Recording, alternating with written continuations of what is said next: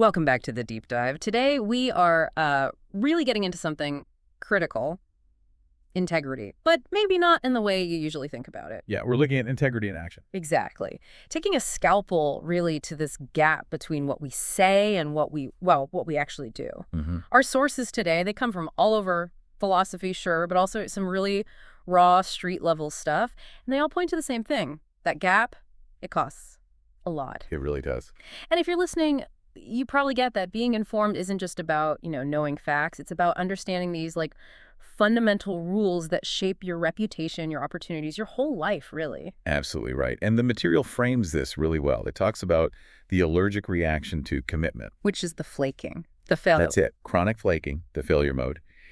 And then it contrasts that with the solution, the love vaccine, which boils down to something incredibly simple, almost deceptively so. Say it, then do it. Say it, then do it. Yeah. And we're not talking about commitment as just, a nice personality trait. The sources position it as your core currency, your fundamental value in a way. Okay. When you consistently don't follow through, you trigger what they call trust bankruptcy. Oof. Bankruptcy. Yeah. That sounds final. It's serious. And they're very clear. This isn't academic theory. This understanding, this rule, it's forged through, and I'm quoting here, burned bridges, false promises, and the brutal education only heartbreak and humiliation can offer. Wow. Okay, so that framing, it shifts things immediately, doesn't it? Yeah. It's not just about being a good person. It's strategic. It's almost survival. It absolutely is. So our mission today is to really unpack why we flake, why we create that gap, and then, crucially, figure out the practical steps to close it, how to actually build that rock-solid credibility. Yeah, it's about making that journey, moving from being maybe a liability in your own life to becoming the most dependable person you know. It's about understanding why that consistency, that follow-through, is maybe the most powerful and often the most overlooked lever you have for success. Okay, let's start with the foundation, Lynn, the setup. Establishing this core conflict. The sources call it the final law. What's the hard truth here about commitment and actually doing the thing? Well, the law itself is structured like an engine. It makes it really tangible. It goes, your word is the engine. Your action is the fuel. Okay, I like that. Engine and fuel. Yeah, so your word, the promise, the commitment you make, that's like turning the key. Yeah. Ignition. It signals intent. But intent alone, it doesn't move anything. Right, it's just potential. Exactly. You need the fuel, the continuous, reliable action, the execution. That's what actually drives the whole vehicle forward. Without that follow-through, you sit there. There's this huge gap between where you said you were going and, well, where you actually are, which is usually still at the starting line. And you mentioned these rules aren't gentle. They come from some tough places, courts, cement floors, betrayal. That context seems important. It explains the clown father persona the sources use. It does. That mix of the sharp court jester and the absolute authority of the godfather. Why that specific tone? Why the satire? The satire, it's almost like armor or maybe a sharp tool. The clown father used that really blunt, sometimes even offensive language because the failure mode, the flaking, gets so incredibly common. And we have all these polite ways to excuse it, don't we? Oh, sorry, something came up. The satire cuts through that.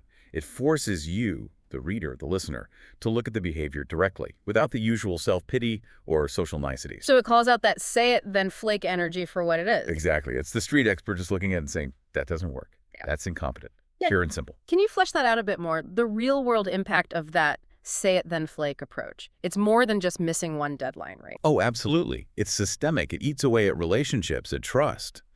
The Clown Father's commentary has these great, really cutting analogies.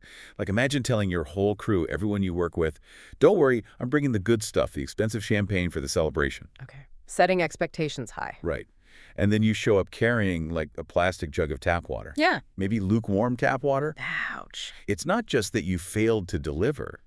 It's that you built the expectation, you made the promise, and then you delivered the disappointment. You authored the whole letdown. And the more public that promise, the worse the fallout, I imagine.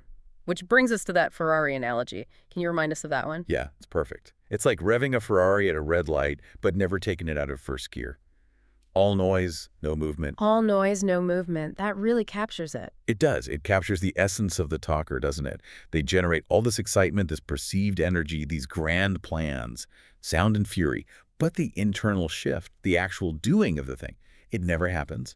The car never leaves the intersection. Which leads directly to that trust bankruptcy you mentioned. Directly. Because people see the pattern. You might have the talent, the resources, whatever. But if you consistently just rev the engine and go nowhere, people stop looking at the shiny car. They stop caring about the potential. They just remember the gap between your mouse and your moves. That gap. That gap is where your credibility, your currency just evaporates. It goes to zero. Okay, so to help everyone listening really nail this down, let's define the key terms from the glossary. The vocabulary of flaking, essentially. Good idea. We can break it down into, say, 3 main types of failure here. First, there's lip service. Okay.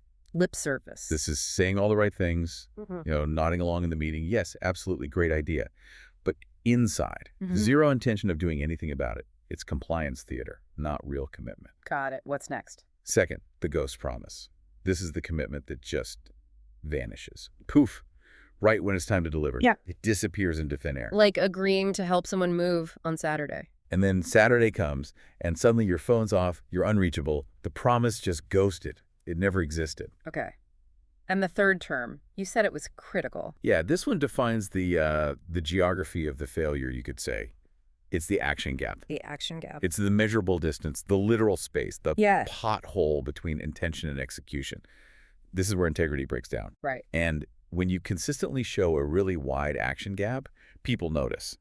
You run out of what the sources call credibility mileage. Credibility mileage, like on a car. Exactly. You've burned through whatever initial trust people gave you, the benefit of the doubt, gone.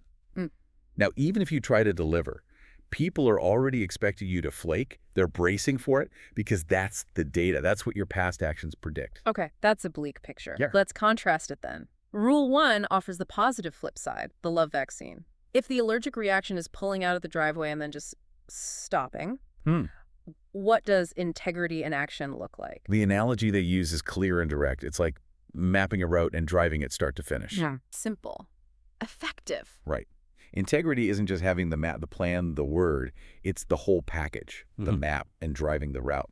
Consistently, start to finish. No shortcuts, no giving up halfway. It's the execution of the entire journey. Exactly.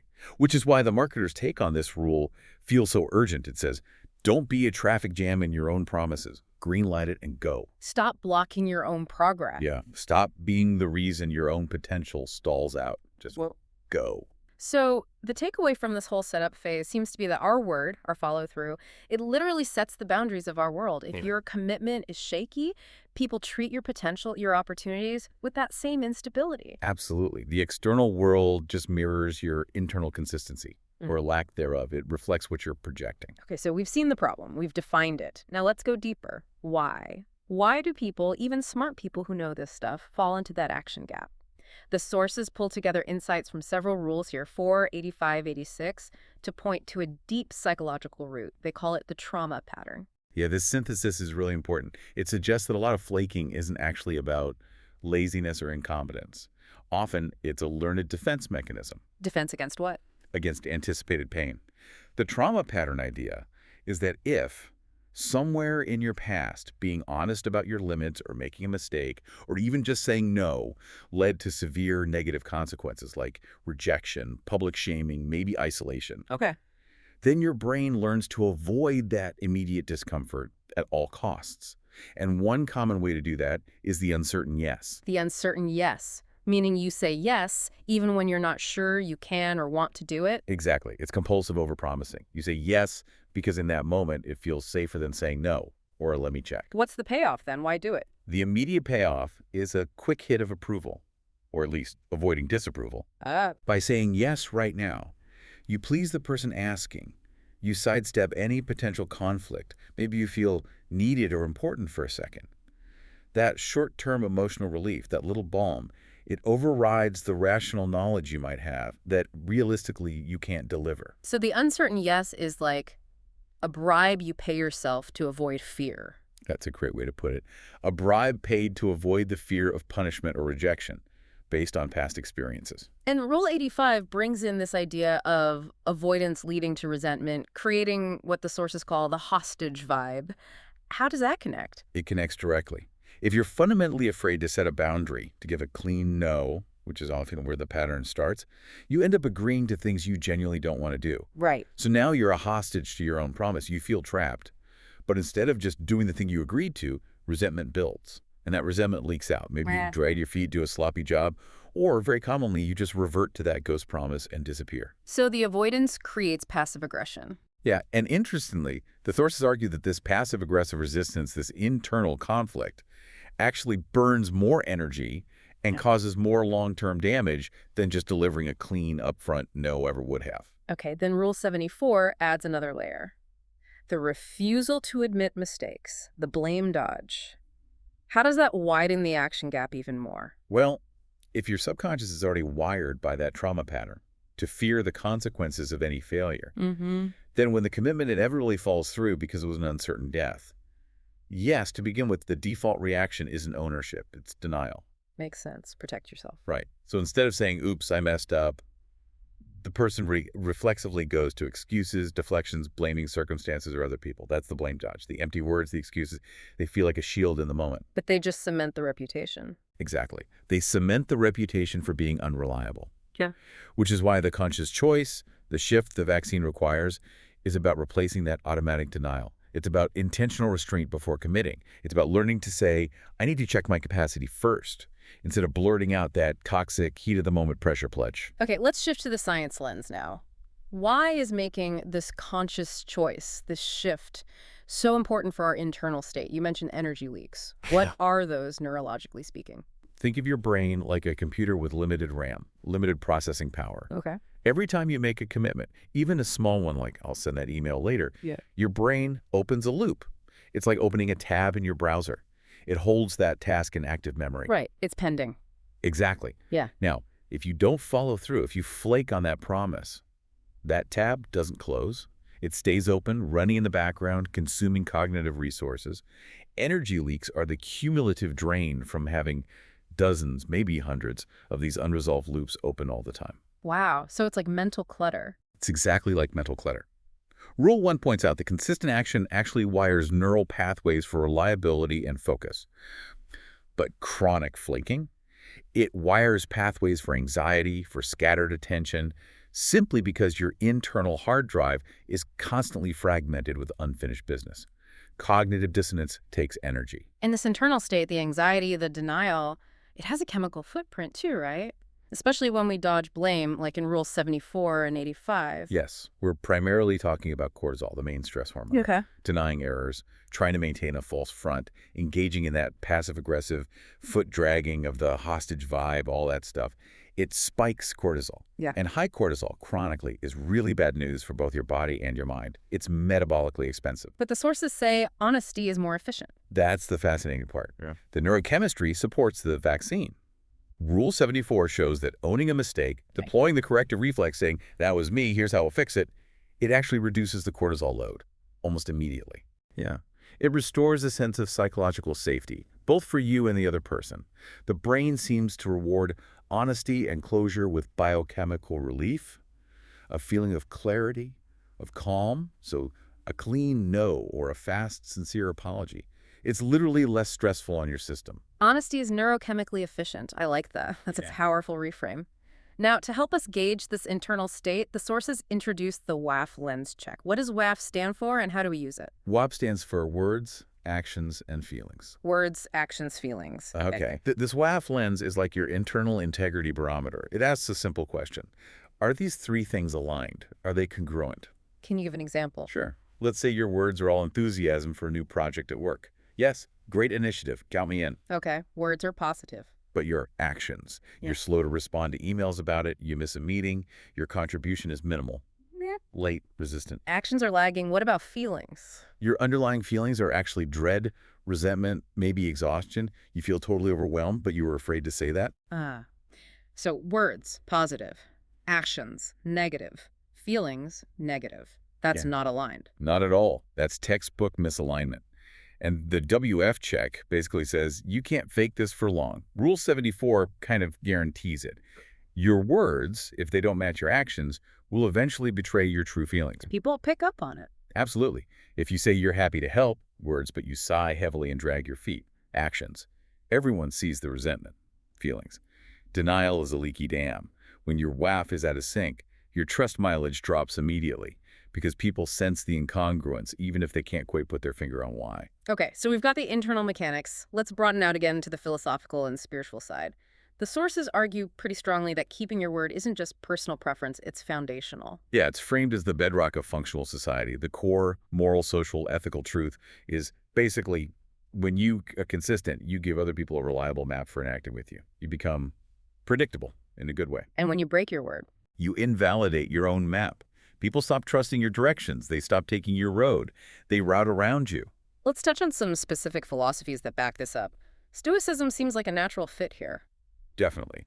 Stoicism is all about focusing on what's truly yours to control primarily your judgments and your actions. When Marcus Aurelius says, if it is not right, do not do it. If it is not true, do not say it. That's a direct call for waif alignment, isn't it? It really is. Giving that uncertain yes or flaking later from a Stoic view is a failure of judgment. You're prioritizing momentary comfort or approval over your long-term character and internal consistency. Stoicism also argues that real freedom is choosing wisely where you commit your energy, which connects back to Rule 85 about clean exits. Making a clean yes or a clean no is the only rational, freedom-preserving choice. What about the Jungian perspective? You mentioned shadow work in relation to owning mistakes from Rule 74. Right. Jungian psychology sees denial as pushing uncomfortable truths, our failings, our limitations, into the subconscious shadow.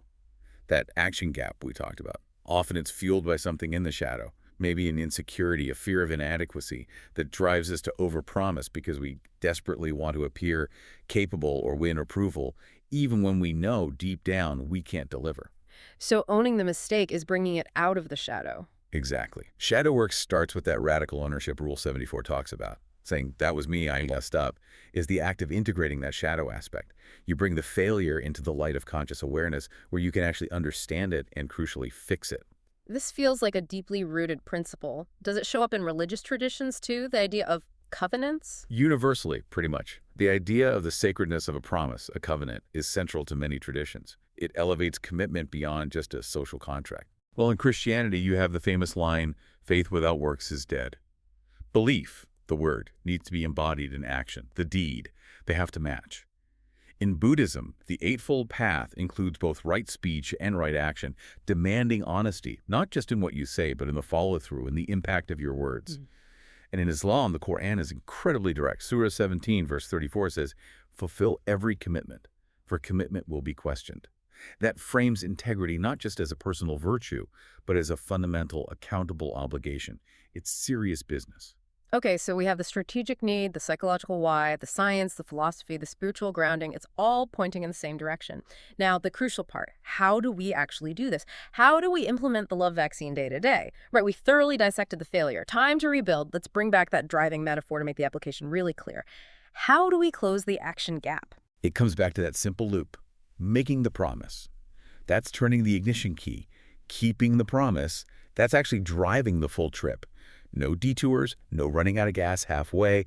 It's about consistent, deliberate movement forward. And the opposite, the uncertain. Yes, that's like flooring the accelerator when you know the tank is blinking empty. Mentally, physically, emotionally empty. The coach's core advice is just check the fuel gauge before you promise the trip. And the coach offers a really practical way to do that check, doesn't he? A kind of therapy tip, drawing from Rules 56 and 74. This is gold, super practical. Before you automatically say yes to something, especially under pressure, ask yourself this simple question. Would I still agree to this tomorrow morning? Okay. If I woke up with a mild fever and hadn't had any coffee yet. The mild fever and no coffee test. I love it. It's brilliant, right? It forces you to stress test the commitment beyond the current good mood or social pressure. Does the yes survive a little bit of adversity? It filters out the performance. Exactly. It filters out the pressure pledge, the camouflage. Yes.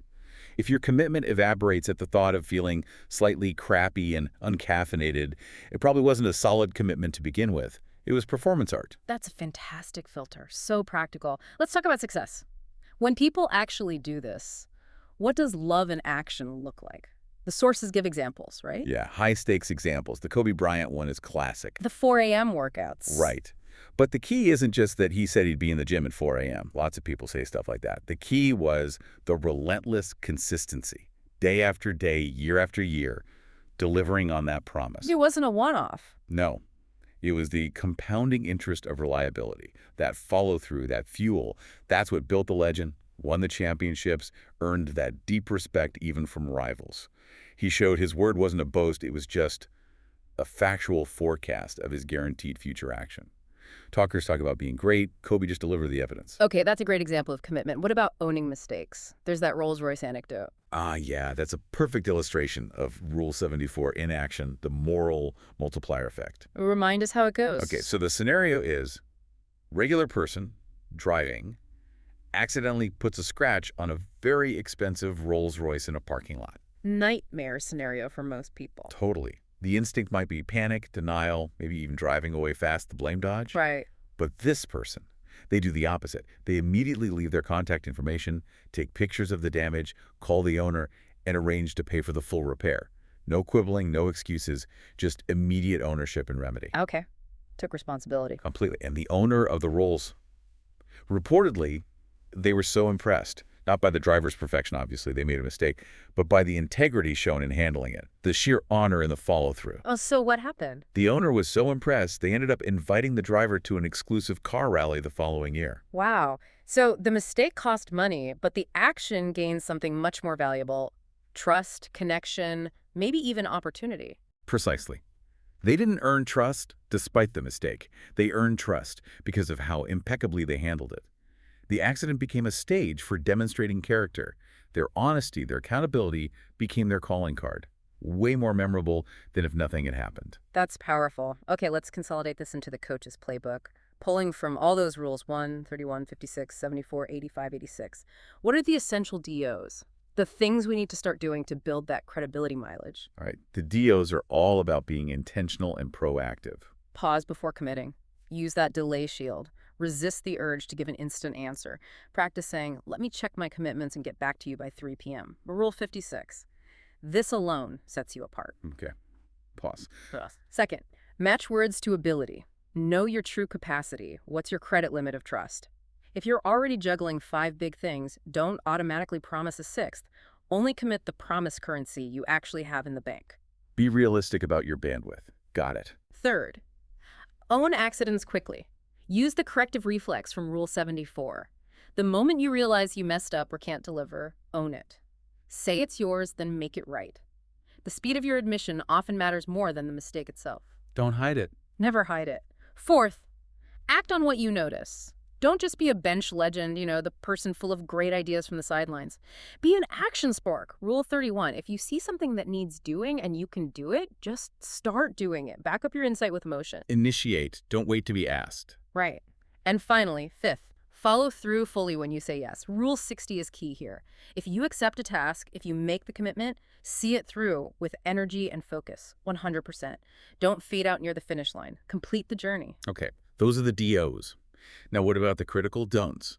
The behaviors we absolutely need to stop because they lead straight into the action gap and trust bankruptcy. These are rooted in fear and avoidance, so we need to root them out. Say yes to avoid discomfort. Stop using the camouflage. Yes. Rule 56. If the real answer is no, learn to deliver a clean, kind, but firm refusal. That moment of awkwardness is far cheaper than months of resentment or a broken promise. Directness over avoidance. Absolutely. Second, assume you can figure it out later. This is the mental trap behind so many ghost promises. Real commitment needs forethought, not just optimism. If you don't see a clear path to delivering now, don't make the promise now. Don't commit on hope. Right. Third, stay without wanting. Quit generating that hostage vibe. Rule 85. If you're deeply unhappy or resentful in a commitment, a job, a project, even some relationships find a way to make a clean exit, staying and resisting passively just poisons everything. Okay, don't be a hostage. Fourth, treat warnings as challenges. Avoid red flag blindness. Rule 30. When a situation or a person clearly signals risk, difficulty, or incompatibility, believe them. Don't see it as a chance to prove them wrong or overcome the odds through sheer will. Heed the warning signs. Don't ignore red flags. Makes sense. And fifth, blame others or hide mistakes. Ditch the denial shield and the blame dodge. Rule 74. Trying to hide a mistake just wastes precious time and energy that you should be using to fix it. The second you feel tempted to point fingers, trigger the corrective reflex instead. Own it. Own it. Fix it. Okay, so if we manage to implement these DOs and don't S, what's the payoff? The happy part, as the sources call it. So What becomes possible when this love vaccine really takes root? the reward is deep. It's systemic. It's not just about having a good reputation, although that happens. It's about internal and external confidence. Peace, almost. How so? Well, externally, when you're known for delivering, people just stop second-guessing you. They rely on you. You become the person they trust with important things because your word means something concrete. Opportunities start flowing to you, often effortlessly, because reliability is actually quite rare and therefore incredibly valuable. Then internally. Internally, maybe the biggest win is that your inner critic quiets down. That background hum of anxiety about the promises you haven't kept, the tasks undone, the potential exposure it fades. You get to experience the smooth cruise of alignment. You live in a space where making a commitment feels good. Feels like signing a contract you're genuinely happy to honor because you trust yourself to do it. That sounds incredibly freeing. How do we build that muscle? What's the daily practice the coach recommends to make this real? It's about microactions, deliberate practice. 2 options for today right now. Option 1, pick a yes you've already given today, even a tiny one, and immediately take the first concrete physical step to deliver on it. Rule 60, don't put it off. Initiate action now. Okay, immediate action on one yes. What's option 2? Option 2 is more advanced, draws from Rule 74. It's proactive accountability. Admit to one mistake today before anyone else calls you out on it. Own it before you're caught. Exactly. Find something, even small, where you dropped the ball or misspoke and proactively address it with the relevant person. This builds what the sources call fixed credit instantly. That proactive admission, owning the narrative, that feels really powerful, which leads perfectly into the final listener challenge, the big prompt to put this into visible action. This is the ultimate move for integrity. Don't wait to be found out. Take control. The challenge is, admit to one mistake today before anyone calls you out and tell them precisely how you plan to fix it. Not just the apology. No, crucially, not just the apology plus the repair plan, that specific action. It can seriously reset your credibility mileage faster than you might believe, faster than months of just trying to be perfect. Wow. Okay, this has been a really thorough deep dive. It seems the fundamental difference then between someone who just talks a good game and someone who's truly effective isn't necessarily talent or even ambition. It's the size of their action gap. And closing that gap, bridging word and deed, that's the real luxury. It builds the one currency that never loses value. Trust. Say it, then do it. And always remember that moral multiplier effect from Rule 74. Taking responsibility when you slip up, it doesn't make you look weak. Paradoxically, it makes you look incredibly strong. People end up trusting the person who owns their failures far more than they trust the person who pretends they never fail. Right. Your willingness to make repairs, your honesty in the face of imperfection that becomes your signature, your most undeniable asset. That congruence between word and action. It really is the operational definition of personal authority, isn't it? Keep that engine running clean. Couldn't agree more. Until next time, stay sharp. Sound advice. And we'll leave you with the custom track for today's deep dive. Say it, do it. No half-stepping. Let that rhythm, that mix of grit and smooth confidence, guide your next actions.